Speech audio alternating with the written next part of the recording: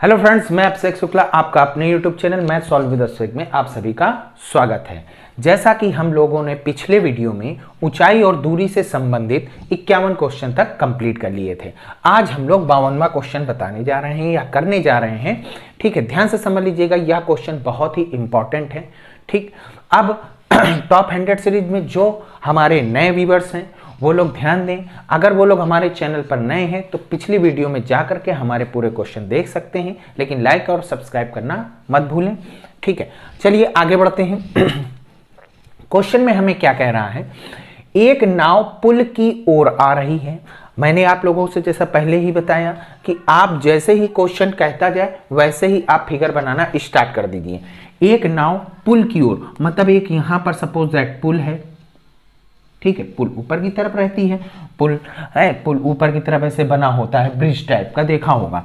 एक नाव यहां से पुल की ओर आ रही है, ये आपका पुल है ए बी, ये मतलब पुल की ऊंचाई है। पुल तो ऊपर होगा, ठीक है, पुल नीचे तो होगा नहीं, पुल कहां बनेगा, ऊपर बनेगा। ठीक है, लेकिन ये क्या बोलते हैं, जल से पुल के बीच की जो दूरी है वो हमको अभी नहीं पता है, वो अभी हम मेंशन करेंगे। ठीक है, पुल कहाँ है, बी बिंदु पर पुल है, तो जमीन के स्तर से पानी के स्तर से पुल की ऊंचाई हमको कितनी दे रखी है वो अभी हम मेंशन करते हैं। लेकिन पुल कहाँ पर है, बी पर है। और यहाँ पर क्या है, ये पानी है, एक नाव है, वो पुल की ओर, पुल तो ऊपर है, पुल की ओर आ रही। पुल की ओर का मतलब ऐसे नहीं जा रही होगी, ठीक है, कि उड़ते हुए चली जाएगी। पुल की ओर आ रही है, पानी यहाँ है तो पुल की तरफ बढ़ रही है। ठीक, किसी क्षण पुल का उन्नयन कोण, नाव यहां पर है, किस बिंदु पर है, सी बिंदु पर है नाव, सी बिंदु पर नाव है और वह पुल की ओर आ रही है। किसी क्षण पुल का उन्नयन कोण 30 डिग्री देखा गया, मतलब एक यहां पर नाव थी, यहां से पुल को अब देखा गया तो उन्नयन कोण कितना बन रहा था, 30 डिग्री बन रहा था। मैं लिख नहीं रहा हूं, मैं आप लोगों को बता दे रहा हूं, आप लोग लिख दीजिएगा कि माना बी बिंदु पर पुल है तथा ए बी की ऊंचाई, ये सब लिख दीजिएगा। मैं सीधे क्वेश्चन करवा रहा हूं। ठीक है, किसी क्षण पुल का उन्नयन कोण 30 अंश देखा गया, मतलब यहां से देखा गया कि यह 30 अंश है। नाव के उसी चाल से, मतलब चाल में कोई बदलाव नहीं है, चाल उसी चाल से चल रहा है, चाल से 4 मिनट के बाद पश्चात पुल का उन्नयन कोण 60 डिग्री होता है। मतलब नाव यहां से अब आगे आ गई है, तभी तो कोण 60 बन रहा है। अगर यहां नाव पीछे जाती तो कोण क्या बन जाता, और छोटा हो जाता, लेकिन बड़ा हो रहा है कोण, तो इसका मतलब नाव सी बिंदु से अब कहां पर आ गई, डी बिंदु पर आ गई। ठीक, जैसे ही नाव सी से डी बिंदु पर आई, कितना मिनट लगा सी से डी बिंदु तक आने में, 4 मिनट लगा, 4 मिनट लगा। अब 4 मिनट के बाद यह डी बिंदु पर आ गया। 4 मिनट चलने के पश्चात पुल का, अब यहां से ऊपर देखा गया पुल का उन्नयन कोण तो पाया गया 60 डिग्री। ठीक, समझ गए होंगे आप लोग। नाव को पुल तक पहुंचने में कितना समय लगेगा, मतलब ये जो नाव है इसको पुल तक, पुल के नीचे तक, पुल के ऊपर नहीं, पुल के नीचे तक पहुंचने में कितना समय लगेगा, मतलब हमको ये समय पूछ रहा है। मान लीजिए ये समय t है, t का मान हमको पूछ रहा है, t मिनट लगेगा मान लीजिए। ठीक है, यहां लिख दीजिएगा a से d तक पहुंचने में t समय लगा। ठीक है, ये लिख दीजिएगा आप लोग। अब देखिए आगे बढ़ते हैं, इसको क्या मान लेंगे, ए बी को मान लेंगे हम लोग। अब चूंकि ए बी क्या है, हम लोग कहेंगे कि ए बी की ऊंचाई मानिए सर, ऊंचाई नहीं मानेंगे क्योंकि इसको हमने मिनट में शो किया है, इसको भी मिनट में शो किया, तो इसको भी मिनट में शो करना पड़ेगा। तो ए से बी की दूरी नहीं, ए से बी को समय के रूप में लिखेंगे, टी मिनट। ए से बी का समय कितना है, इसको भी समय के रूप में ही मानेंगे। क्यों, क्योंकि यह भी समय के रूप में है, यह भी समय के रूप में है, तो इसको भी आपको समय के रूप में ही मानना पड़ेगा, टी मिनट मान लिया। ठीक, खैर अब तो बिल्कुल सिंपल है। अब हम लोग क्या करेंगे, पहले एक छोटा त्रिभुज देखेंगे, त्रिभुज ए बी डी में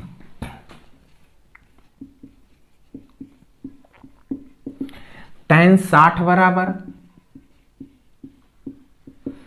लंब आपका कितना है, डायरेक्ट लिख रहे हैं टी बटे आधार कितना है, स्मॉल टी, इसको समीकरण 1 करके छोड़ दीजिए।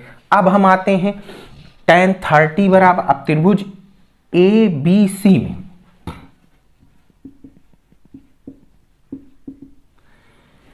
tan 30 बराबर लंब हमारा कितना है कैपिटल T, आधार कितना है 4 + t, क्योंकि पूरा होगा इसलिए 4 + t ले लेंगे। ये समीकरण 2 हो गया। अब हमको कुछ नहीं करना है, आप वैल्यू मत रखिए, डायरेक्ट बटे कर दीजिए। समीकरण 1 बटे समीकरण 2। समीकरण 1 की वैल्यू कितनी है tan 60 बटे tan 30 इज इक्वल टू, ये क्या है capital T upon small t बटे capital T upon 4 + small t। tan 60 का मान, अब मैं यहाँ क्वेश्चन कर रहा हूँ, tan 60 का मान क्या होता है √3 होता है बटे में tan 30 का मान 1 अपॉन √3 होता है, ठीक है, इज इक्वल टू, अब ये क्या है कैपिटल T बटे स्मॉल t, ये चीज क्या हो जाती है पलट जाती है, इनटू में हो जाएगी 4 + small t upon capital T। Capital T से कैपिटल T कैंसिल आउट हो गया, ये √3 बटे में है, ऊपर जाएगा इनटू में हो जाएगा √3 गुणे √3 बटे में 1 बराबर 4 + स्मॉल t बटे स्मॉल t, √3 से √3 का गुणा हो जाएगा तो 3 बटे 1 4 + t बटे t, 3 मल्टीप्लाई t का 3t हो जाएगा 1 का 4 + t, प्लस का t इधर आ जाएगा माइनस का t हो जाएगा 2t बराबर 4, 2 को बटे में कर दो, t बराबर 4/2, 2 से 4 कैंसिल हो जाएगा, 2 दूनी 4, 2 मिनट, क्योंकि सब कुछ मिनट में था तो हमारे पास t की वैल्यू कितनी आ गई 2 मिनट। इसका मतलब हो गया कितना मिनट लगेगा D से A बिंदु पर आने में 2 मिनट। यही हमारा आंसर है। बहुत ही सिंपल है, आप लोग इसी तरीके से लगाइएगा, ठीक है। बस कुछ मेंशन कर दीजिएगा कि C बिंदु पर नाव है, बस थोड़ा सा लिख दीजिएगा, बाकी ऐसे लगाइएगा। अब नेक्स्ट क्वेश्चन में आते हैं।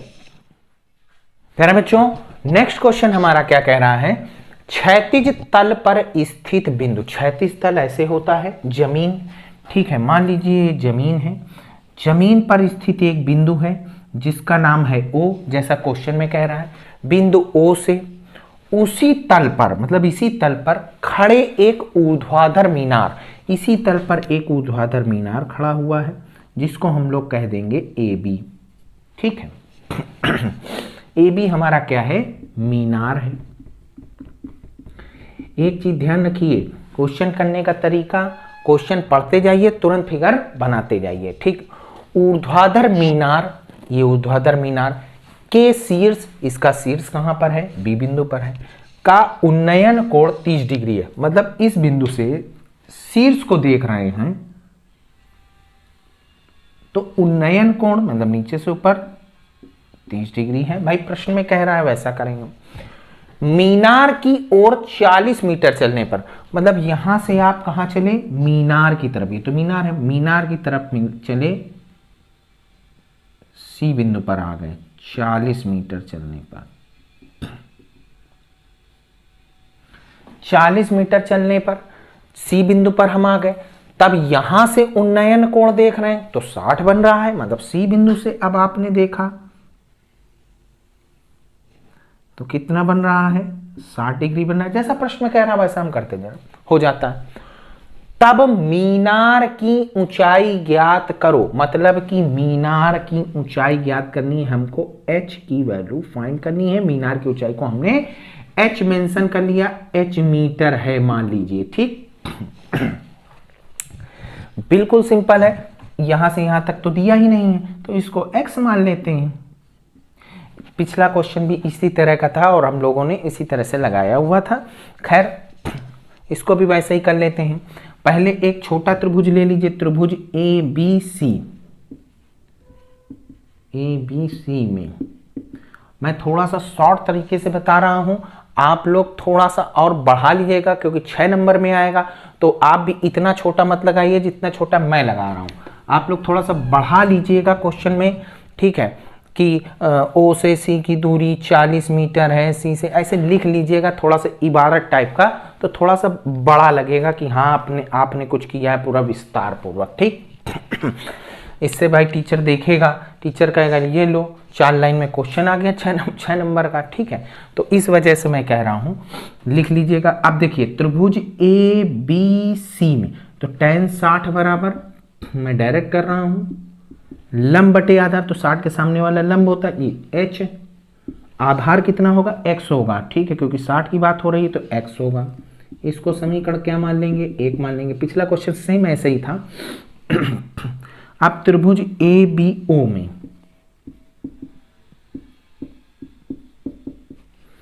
tan 30 बराबर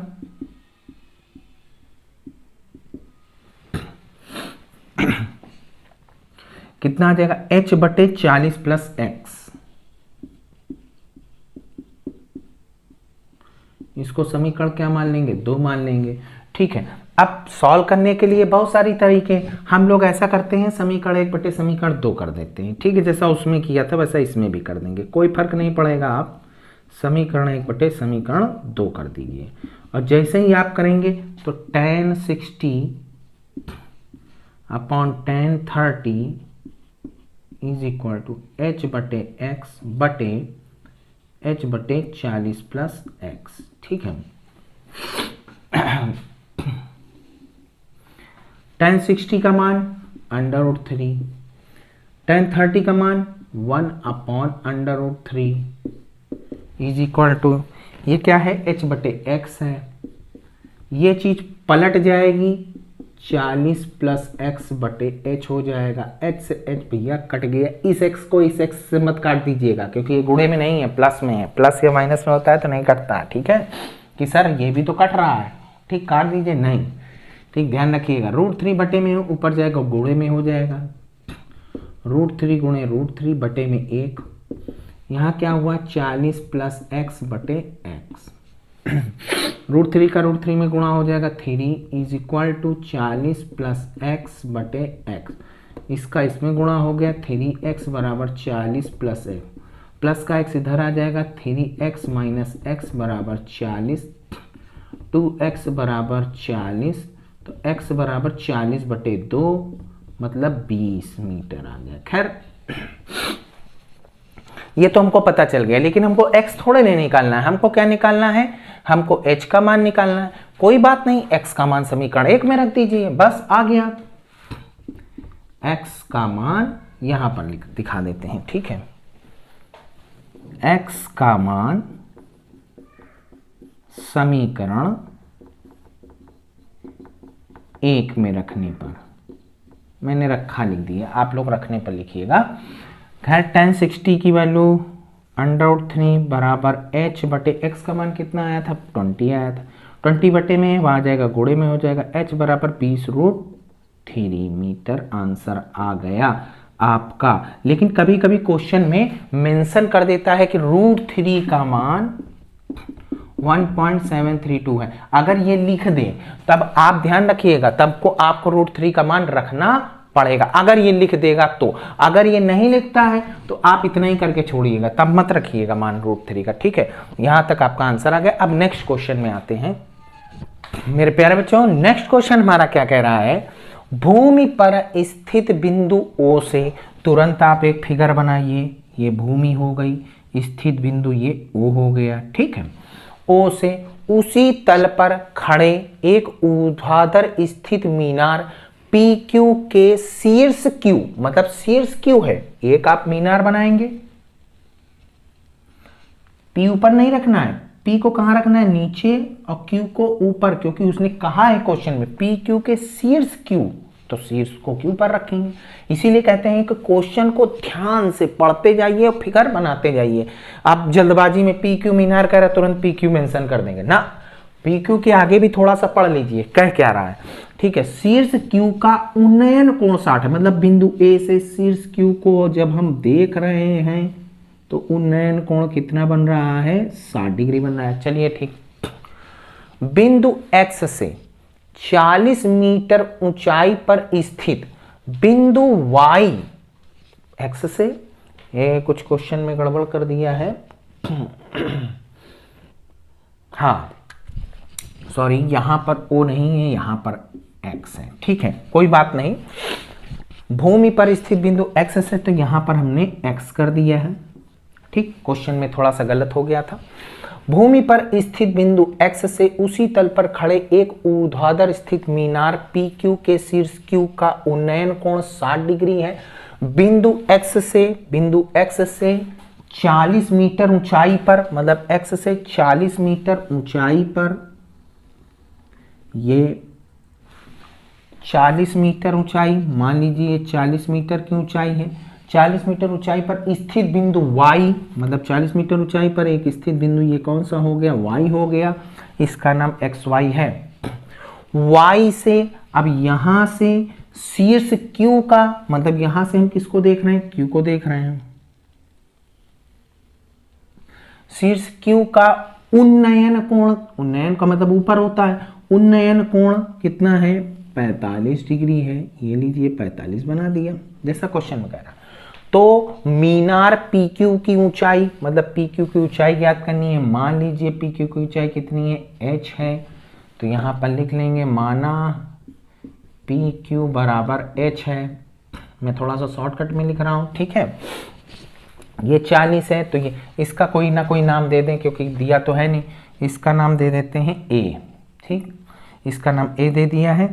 तो और दूरी px ज्ञात करना है, p से x की दूरी भी ज्ञात करना है। मान लीजिए px का मान है x, ठीक, स्मॉल x, तो px बराबर स्मॉल x मीटर हो गया। ये स्मॉल x है, तो ये ऊपर वाला भी स्मॉल x होगा, समझ गए होंगे, मतलब ay भी आपका x मीटर है। खैर आगे बढ़ते हैं, अब कुछ बाकी है निकालना। हाँ, QA फंसेगा, इसलिए QA भी निकाल लेते हैं। QA का मान ये 40 है, तो इसके सामने वाला भी, ये भी 40 होगा, और ये 40 होगा, तो QA का मान पूरे में से 40 घटा देंगे, मतलब QA का मान आ जाएगा h माइनस 40। 40 माइनस h मत करिएगा, ठीक है, माइनस 40 मीटर। खैर आगे बढ़ते हैं। अब त्रिभुज हमको कौन सा दिख रहा है, पहले छोटा वाला ले लेते हैं, बाद में बड़ा वाला। ऐसा कोई जरूरी नहीं है, आप पहले बड़ा वाला ले लें, बाद में छोटा वाला ले लें, आपकी जो मर्जी हो वो कर सकते हैं, क्योंकि भाई आपकी मर्जी। आप अगर पहले बड़े वाले से निकालना चाहें तो पहले बड़े वाले से निकाल सकते हैं। खैर त्रिभुज QAY में हम छोटा वाला ले रहे हैं। QAY में tan 45 बराबर लंब क्या होगा, 45 हमने QA डायरेक्ट मान रख रहे हैं, h माइनस 40 बटे आधार कितना है, x है, ठीक है। इसको समीकरण एक करके छोड़ देते हैं। अब बड़ा वाला त्रिभुज ले लीजिए, त्रिभुज PQX में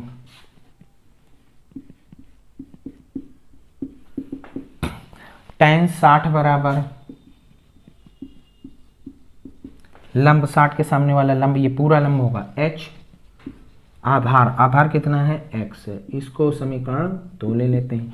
दोनों को क्या कर देंगे, डायरेक्ट भाग कर देंगे। चाहे तो आप मान भी रख सकते हैं, लेकिन हमको भाग करना ज़्यादा सरल लगता है, जिससे एक वैल्यू कट जाती है, ठीक है। तो हम लोग क्या करते हैं, समीकरण 1 बटे समीकरण 2 जैसे ही करेंगे तो आ जाएगा tan 45 बटे tan 60 बराबर h माइनस 40 बटे x बटे h बटे x, ठीक है। इसको शॉर्टकट में काट भी देते हैं, ये x क्या हो जाएगा, कट जाएगा। tan 45 का मान कितना होता है, 1। tan 60 का मान कितना होता है, √3 बराबर, यहाँ क्या आ गया, h माइनस 40 बटे में h मत काट दीजिएगा, ठीक है, ध्यान रखिएगा, क्योंकि माइनस में है ना, इनटू होता तब काट देते। h का यहाँ मल्टीप्लाई √3 का वहाँ, तो h पर √3 का h में गुणा हो जाएगा, तो h √3 माइनस √3 का 40 में होगा 40 √3। ये माइनस में ही इधर आएगा प्लस में, ये प्लस में उधर जाएगा माइनस में, तो 40 √3 बराबर h √3 माइनस का h, 40 √3 बराबर h कॉमन ले लो, तो √3 माइनस 1। ये बटे में आ जाएगा, तो h का मान आ गया 40√3 बटे √3 माइनस 1। रूट कभी नीचे होना नहीं चाहिए, तो इसका क्या कर देंगे, कॉन्जुगेट का मल्टीप्लाई, मतलब √3 + 1 का ऊपर और √3 + 1 का नीचे। √3 को अंदर भेज देंगे, 40 लिखा है, √3 का √3 में हो जाएगा 3 प्लस √3 बटे में a माइनस बी गुणे a प्लस बी, फॉर्मूला लग जाएगा √3 का स्क्वायर माइनस 1 का स्क्वायर। h बराबर आ गया 40 ब्रैकेट में 3 प्लस √3 बटे √3 का स्क्वायर 3 होता है, माइनस 1 का स्क्वायर 1 होता है, तो h बराबर 40 ब्रैकेट में 3 प्लस √3 बटे 3 में से 1 गया 2, 2 से 40 काट देंगे, तो h का मान आ गया 20 ब्रैकेट में 3 प्लस √3 मीटर। ये हमारा h का मान आया है। अब h का मान हम लोग किस में रख दें, किसी भी समीकरण में रख देंगे तो x का भी मान आ जाएगा, क्योंकि h तो पूछ ही रहा है, साथ में px भी पूछ रहा है ना, इसलिए रखना पड़ेगा। तो h का मान समीकरण 2 में रख देते हैं, ज़्यादा सही रहेगा। h का मान समीकरण किस में रख दें, 2 में रख दें,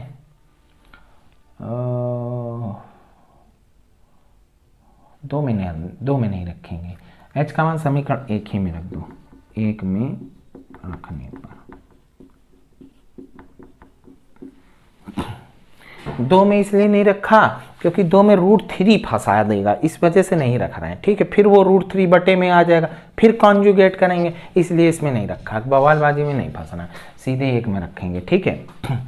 tan 45 का मान 1 होता है, ऐसा नहीं है कि नहीं आ जाएगा, मान आ जाएगा, आप चाहे 2 में रखें चाहे 1 में रखें, ठीक है। लेकिन सिंप्लीफिकेशन ज़्यादा सरल इसमें मिल रहा है, तो हम लोग इसी में रख रहे हैं। h का मान कितना है, 20 3 प्लस √3 माइनस 40 बटे x को यहाँ भेज देंगे, तो x बराबर, दोनों में से 20 कॉमन आ रहा, चलिए 20 कॉमन लेते हैं, अंदर क्या बचेगा 3 प्लस √3 माइनस 20 दूना 40। अब 3 में से 2 गया, कितना बचा, 1 बचा, तो इसको लिख देंगे 20 ब्रैकेट में √3 पहले लिख दें, 3 में से 2 गया, 1 आ गया, इतना मीटर। ये हमारा x का मान आ गया, दोनों वैल्यू हमें प्राप्त हो गई। इस क्वेश्चन को 1-2 बार अभ्यास जरूर कर लीजिएगा, थोड़ा सा बड़ा है, ठीक है। चलिए अब हम लोग नेक्स्ट क्वेश्चन में आते हैं। प्यारे बच्चों, नेक्स्ट क्वेश्चन हमारा क्या कह रहा है, यह भी बहुत ही इंपॉर्टेंट क्वेश्चन है, ज़्यादा बार नहीं आया है, लेकिन इसका बताने का आशय यह है कि थोड़ा सा डिफिकल्ट क्वेश्चन है, ठीक है, और हमको बताना बहुत जरूरी है। क्यों, क्योंकि मान लीजिए अगर ये प्रश्न आ गया तो आप लोगों को हल करने की भी कैपेसिटी होनी चाहिए, कि अगर कठिन क्वेश्चन भी आ गया तो भी आप लोग हल कर लें। खैर आगे बढ़ते हैं। क्वेश्चन में कह रहा है एक वायुयान का एक जमीन पर स्थित, किसी वायुयान का जमीन पर स्थित बिंदु ए से, जमीन पर एक बिंदु ए है, अब वायुयान कहाँ होगा, स्वाभाविक बात ऊपर होगा, ठीक है। उन्नयन कोण 60 डिग्री, मतलब मान लीजिए वायुयान यहाँ उड़ रहा है, यहाँ उड़ रहा है वायुयान, ठीक। ये ए बिंदु से देख रहे हैं वायुयान, और इसका नाम दे दीजिए BC। सी बिंदु पर वायुयान उड़ रहा है, सी बिंदु पर क्या है, वायुयान है। अच्छा ठीक है, हम लोग ए बिंदु से वायुयान को देख रहे हैं, तो उन्नयन कोण कितना बन रहा था हमारा, 60 डिग्री बन रहा था, ठीक, समझ में आ गया होगा। अब कह रहा है 15 सेकंड उड़ने के बाद उन्नयन कोण 30 डिग्री हो जाता है। इसका मतलब यहां से वायुयान 15 सेकंड उड़ा, कहां उड़ा, इधर उड़ा कि इधर उड़ा, दाईं तरफ उड़ा होगा, क्यों, क्योंकि जब इस तरफ उड़ेगा तब कोण क्या होगा, हो जाएगा, घटेगा। अगर इस तरफ उड़ेगा तो कोण क्या हो जाएगा, बढ़ जाएगा। तो कोण घट रहा है, इसका मतलब दाईं तरफ उड़ रहा है, ठीक है, ऐसे उड़ रहा है। चलिए भाई हमने उड़ा दिया, यहां तक 15 सेकंड तक आया, सी से डी बिंदु पर आ गया, ठीक है। 15 सेकंड में वो कहां आ गया, सी से डी बिंदु पर। ध्यान से समझ लीजिए, सी से डी बिंदु तक आने में कितना समय लगा, समय बराबर 15 सेकंड, ठीक, समझ में आ गया होगा। खैर आगे बढ़ते हैं। डी बिंदु पर आया, तब हम देख रहे हैं इस बिंदु से, तो उन्नयन कोण कितना बन गया हमारा, 30 डिग्री। अब ये हमारा 30 डिग्री है, इसको भी ऐसे डैश करके खींच देंगे और इसको भी आगे डैश करके मिला देंगे। इसका भी कुछ नाम दे देंगे, बी से डी ई नाम दे दिया हमने, खैर ठीक है। अब क्वेश्चन में कह रहा है यदि वायुयान 1500√3 मीटर की एक निश्चित ऊंचाई पर उड़ रहा है, मतलब ये हमको एक निश्चित ऊंचाई दे रखी है 1500√3, यहां से यहां तक की ऊंचाई दे रखी है, मीटर में है, ध्यान से समझ लीजिएगा किसमें है, मीटर में, कि एक निश्चित ऊंचाई पर उड़ रहा है तो उसकी चाल किलोमीटर पर घंटे में ज्ञात कीजिए। मतलब कि यहां से यहां के समय तो दे रखा है, लेकिन यहां से यहां की दूरी हमको निकालनी पड़ेगी। तो सी से डी की दूरी कितनी होगी, जो बी से ई की होगी, तो हम लोग बी से ई की दूरी x मीटर मान लेते हैं। क्या है, x मीटर, तो ये x है तो ये भी क्या हो जाएगी, x मीटर ही होगी। वैसे इसका यूज नहीं है, इसी से ही हम लोगों का काम बन जाएगा x का मान निकालना। हमने आपको बताया 2 ही त्रिभुज लेना है। सबसे पहले हम लोग छोटा वाला त्रिभुज ले लेते हैं। त्रिभुज खैर इसका मान कुछ दे रखा है, इसका मान भी नहीं, तो इसको y लेट कर लेते हैं, y मीटर। चलिए त्रिभुज ए बी सी में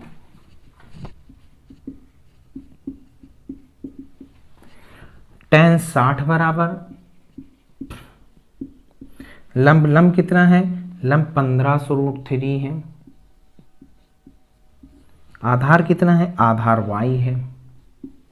tan 60 का मान √3 बराबर 1500√3/y, y गुणे में चला गया, y √3 बराबर 1500√3, √3 से √3 कट गया, y बराबर 1500 मीटर। खैर हटाइए आगे।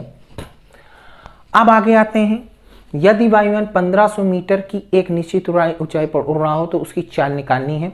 खैर अभी हम लोगों को दूसरा त्रिभुज भी दिख रहा है, कौन सा त्रिभुज, DEA में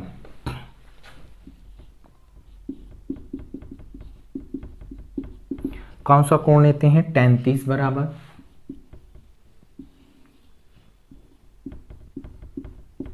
लंब तो पूरा होगा ये, और ये 1500√3 है तो ये भी कितना होगा, 1500√3 बटे आधार पूरा होगा x प्लस वाई। tan 30 का मान 1/√3,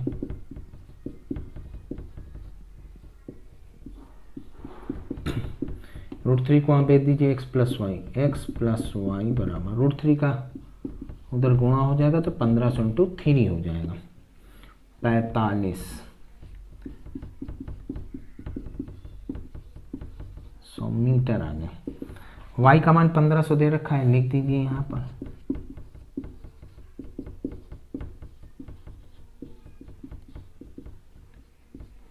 प्लस का 1500 उधर आ जाएगा, माइनस का हो जाएगा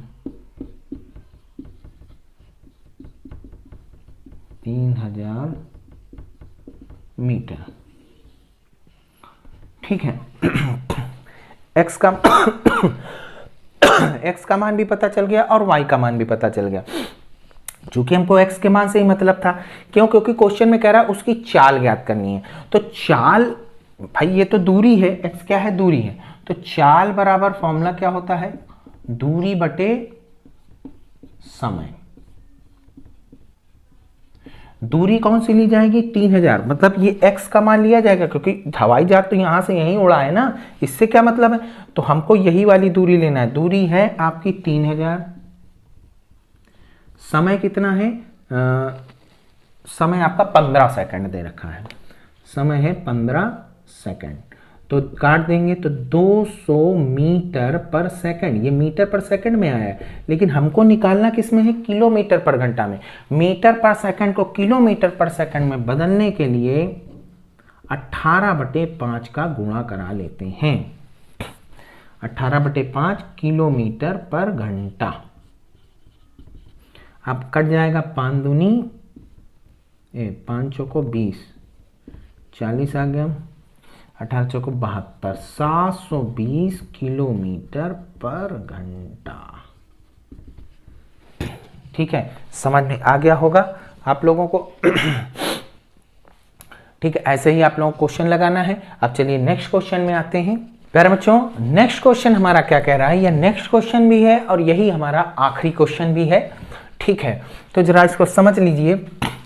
एक प्रकाश स्तंभ के शिखर से देखने पर, इसका मतलब प्रकाश स्तंभ ऊपर होता है, तो एक प्रकाश स्तंभ ये है, ठीक, ए बी क्या है, आपका एक प्रकाश स्तंभ है। मैं मेंशन नहीं कर रहा हूं, मैं बता दे रहा हूं।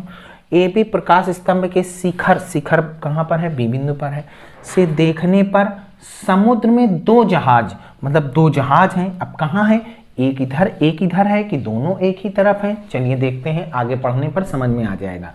दो जहाजों के अवनमन कोण, मतलब ऊपर से दो जहाज दिख रहे हैं, हो सकता है दोनों जहाज एक ही तरफ हो सकता है एक तरफ इधर हो जहाज, एक जहाज इधर हो, वो क्वेश्चन में ही पढ़ने पर पता चलेगा। अवनमन कोण 30 डिग्री व 45 डिग्री है।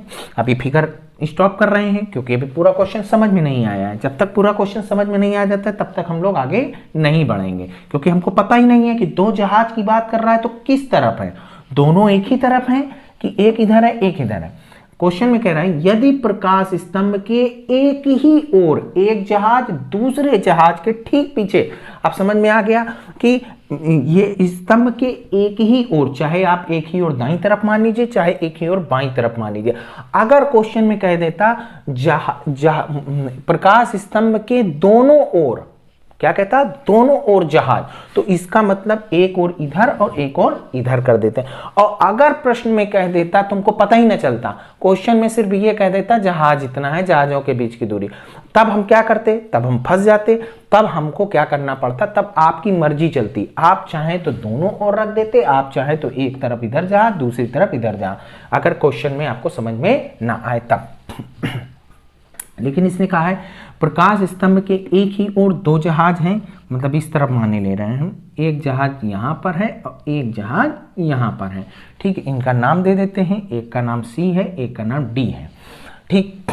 अब कह रहा है दो जहाजों के अवनमन कोण कहां से बनेंगे, ऊपर से एक ये सीधी रेखा के साथ, जो नजदीक होता है वो कोण बड़ा होता है, जो दूर होता है वो कोण छोटा होता है। तो 45, ये 45 होगा, ध्यान से समझ लीजिएगा, क्योंकि ये नजदीक है। और इसी लाइन के साथ ये कोण होगा आपका कितना डिग्री, 30 डिग्री, समझ गए ना। अवनमन कह रहा है तो इसलिए ऊपर से दिखाना जरूरी है, और ये 30 होगा, जितना दूर जाएगा बिंदु उतना ही छोटा कोण बनता है, समझ गए। अब कह रहा है एक जहाज दूसरे जहाज के ठीक पीछे 50 मीटर की दूरी पर, मतलब जो दोनों जहाजों के बीच की दूरी है ये 50 मीटर है, ये क्वेश्चन में दे रखा है। सी और डी जहाज है, दोनों के बीच की दूरी 50 मीटर है, ठीक, हमने 50, हम चित्र बना रहे हैं, आप लोग लिख लीजिएगा क्योंकि लास्ट क्वेश्चन है तो आप लोग लिख लेंगे क्योंकि इससे पहले काफी क्वेश्चन का अभ्यास कर लिया होगा तो आप लोग आराम से कर लेंगे। अब क्वेश्चन में कह क्या रहा है, समुद्र तल से प्रकाश स्तंभ की ऊंचाई ज्ञात करनी, मतलब इसकी ऊंचाई हमको फाइंड करनी है, इसको हम लोगों ने h मान लिया। आपको वही चीज करना है, दो त्रिभुज देखने हैं और दोनों त्रिभुज को हल कर लेना है। पहले एक देखिए छोटा वाला त्रिभुज कौन सा बन रहा है, ए बी सी, त्रिभुज ए बी सी में tan 45 लंब है h, इसका मान तो दिया ही नहीं तो इसको x मान लेते हैं, ठीक है, h/x हो जाएगा, इसको समीकरण एक करके छोड़ दीजिए। अब त्रिभुज BDA में tan 30 बराबर लंब 30 के सामने वाला ये लंब होगा, इसको लंब ना मान लेना कि ठीक, क्योंकि लंबत एकदम 90 डिग्री वाला होता है। 30 के सामने वाला ये लंब है h, आधार 30 है तो ये पूरा आधार लिया जाएगा, x + 50। अब क्या करेंगे हम लोग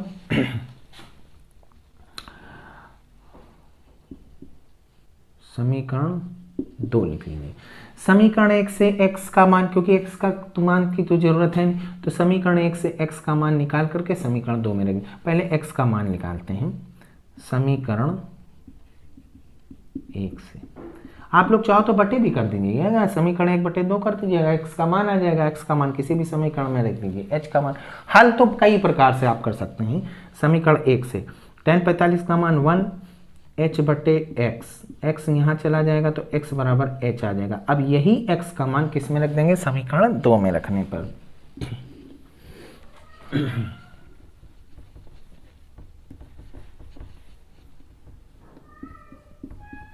x का मान समीकरण 2 में रखने पर, खैर आते हैं tan 30 का मान h बटे x का मान h आ जाएगा यहाँ पर h प्लस 50 का, हाँ, h का मान जो x का मान है समीकरण 2 में। आप कहेंगे सर एक में नहीं रख सकते, अरे भैया एक से ही निकालना है, कोई भी चीज अगर समीकरण एक से निकाली जाती है तो उसी में नहीं रख दिया जाता है, ठीक है। कहाँ रखा जाता है, दूसरे समीकरण में, ये चीज ध्यान रखना। अगर दूसरे वाले समीकरण से कोई मान निकालेंगे तो हमेशा एक में रखेंगे, ना कि उसी मान को फिर से 2 में रख देंगे, ठीक। x बराबर h यहाँ पर रख देंगे, देखिए x की जगह हमने h लिख दिया है, दोनों तरफ मल्टीप्लाई करा देंगे तो h plus 50 is equal to √3 का h में गुणा कराएंगे तो h √3 आए, प्लस का h वहाँ जाएगा, माइनस का h हो जाएगा, 50 is equal to h √3 minus का h, दोनों में से कॉमन ले लेंगे, h √3 minus 1 is equal to 50 आ गया। ये गुणे में है, वहाँ जाएगा बटे में। ये वाला झंझट बड़ा रहता है जो नीचे आ जाता है, रूट नीचे आने से क्या हो जाता है, हमको एक पोर्शन और हल करना पड़ जाता है, तुरंत ऊपर नीचे √3 प्लस 1 का गुणा करा लेंगे, 50 √3 प्लस 1 a माइनस बी गुणे a प्लस बी, √3 का स्क्वायर माइनस 1 का स्क्वायर, क्या बन गया 50 ब्रैकेट में √3 प्लस 1 बटे √3 का स्क्वायर 3 में से 1 गया 2 आ गया, ठीक है। तो 50 √3 प्लस 1, अभी हमने बताया 3 में से 1 गया कितना आ गया 2, 2 से 50 को काट देंगे, 25 ब्रैकेट में √3 प्लस 1, यही हमारा आंसर है। इतना मीटर में था, समझ में आ गया होगा, बहुत सरल क्वेश्चन है, ठीक है। बस 2-4 बार प्रैक्टिस कर लीजिएगा, ठीक है। अब आपका ऊंचाई और दूरी जितने क्वेश्चन मैंने बताए हैं इन्हीं को रिपीट कर लीजिएगा, इससे बाहर क्वेश्चन नहीं आएगा, ध्यान से समझ लीजिएगा, इसी को कई बार प्रैक्टिस कर लीजिएगा, ठीक है। आज के लिए इतना ही, नमस्कार, धन्यवाद।